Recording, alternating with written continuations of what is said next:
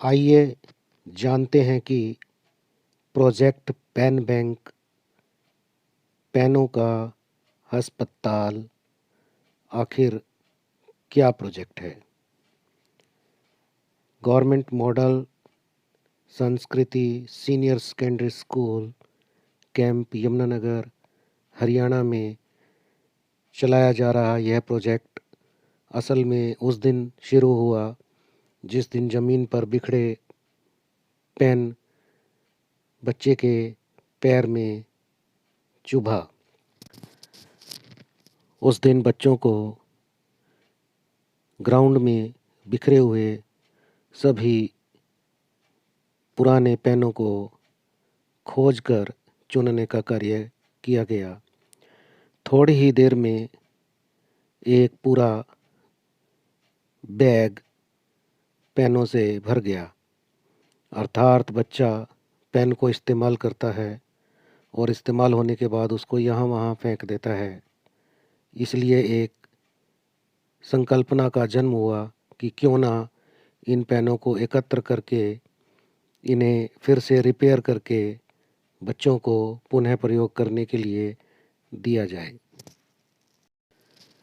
इस परियोजना के अंतर्गत लकड़ी के 3 बॉक्स बनवाए गए जिन्हें विज्ञान कक्ष की दीवार पर लटका दिया गया।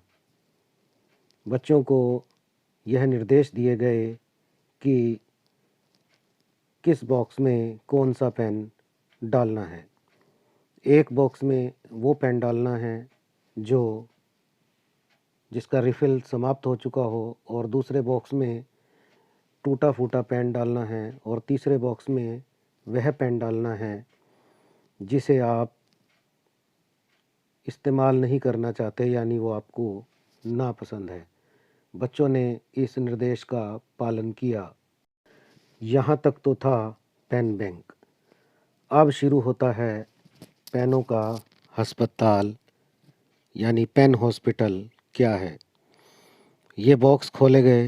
इन बॉक्स में से 3 प्रकार की आइटम्स मिली। एक वे पेन मिले जिनके रिफ़िल समाप्त हो चुके हैं। दूसरा वे पेन मिले जो यूज़ एंड थ्रो थे, यानी वो सिर्फ प्लास्टिक। दूसरे बॉक्स में खूब सारे टूटे फूटे पेन मिले जिनके विभिन्न पार्ट्स को हम स्पेयर पार्ट्स के रूप में प्रयोग करते हैं और उसके बाद जो स्क्रैप हमारी बचती है वह हम कबाड़ी को बेच देते हैं। तीसरे बॉक्स में हमें वे पेन मिले जो कि बच्चों को नापसंद थे। वे अपने चालू पेन उस बॉक्स में डाल गए और किसी अध्यापक ने या किसी बच्चे ने अपने जन्मदिन या किसी खुशी पर जो पेन भेंट करने हैं वह नए पेन भी उस तीसरे बॉक्स में पाए जाते हैं। विकास, खुशवंत, अमन और शनिश की ड्यूटी लगाई गई। उनको प्रशिक्षण दिया गया कि किस प्रकार से पेनों को रिपेयर किया जाता है। बच्चों ने प्रत्येक सप्ताह डॉक्टर की भांति उन पेनों का इलाज किया और उन्हें दुरुस्त किया। देखते ही देखते बहुत सारे पेन रिपेयर होकर फिर से चलने की अवस्था में आ गए। अब इन पेनों का क्या किया जाए। इन पेनों को प्रत्येक कक्षा में कक्षा मॉनिटर को 5-5 पेन दिए गए ताकि यदि किसी विद्यार्थी का पेन समाप्त हो जाता है या वह पेन लाना भूल जाता है तो वह मॉनिटर से पेन लेकर अपना काम कर सकता है। मॉनिटर को यह भी हिदायत दी गई कि कक्षा में जिस भी विद्यार्थी का जन्मदिन है उसको एक पेन विद्यालय की तरफ से उपहार स्वरूप दिया जाए। बहुत बड़ी मात्रा में पेनों की स्क्रैप भी इकट्ठी हो गई जो कि प्लास्टिक के रूप में थी, जिसे कबाड़ वाले को बेचकर जो पैसा आया उस पैसे से नए पेन बनाने के लिए रिफ़िल खरीदे गए। बहुत से बच्चों को पहली बार पता लगा कि पेन में रिफ़िल भी बदला जा सकता है। इस प्रयोग से एक लाभ यह हुआ कि अब बच्चे दुकानदार से वही पेन मांगते हैं जिसके स्पेयर रिफ़िल्स आते हैं। अगर सभी बच्चे इस तरह से करने लगें तो मजबूरन कंपनियों को ऐसे पेन मार्केट में लाने पड़ेंगे जिसके साथ उन्हें रिफ़िल भी देने होंगे।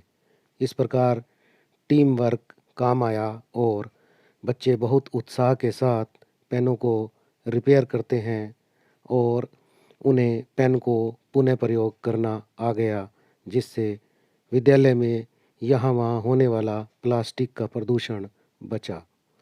आप देख रहे हैं कि बच्चों को यहाँ रिपेयर किए गए पेन बाँटे जा रहे हैं, जिससे बच्चे बहुत प्रसन्न हैं और उनका पेनों पर होने वाला अनावश्यक खर्च भी बच गया।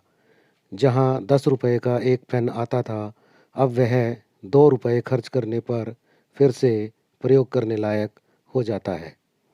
बच्चों को यह हिदायत दी गई कि जब तक पेन टूट ना जाए, तब तक पेन में रिफ़िल डालकर उसका प्रयोग करते रहें। पेन बैंक व पेन हॉस्पिटल के नाम से चलाया गया यह प्रोजेक्ट अब बच्चों में काफ़ी उत्साह भर देता है। बच्चे अपना पेन बैंक के बॉक्स में डालते हैं। देखो, एक बच्चे ने दूसरे बच्चे को उसके जन्मदिन पर पेन उपहार दिया। अब पेन बैंक के पास बहुत सारे रिफ़िल्स और ठीक किए गए बहुत सारे पेन हैं। अब यहाँ वहाँ प्लास्टिक प्रदूषण नहीं होता, पर्यावरण संरक्षण होता है। मेरी व मेरे विद्यार्थियों की यह इच्छा है कि यह पेन बैंक प्रोजेक्ट पूरे देश के सभी स्कूलों में लागू हो। धन्यवाद।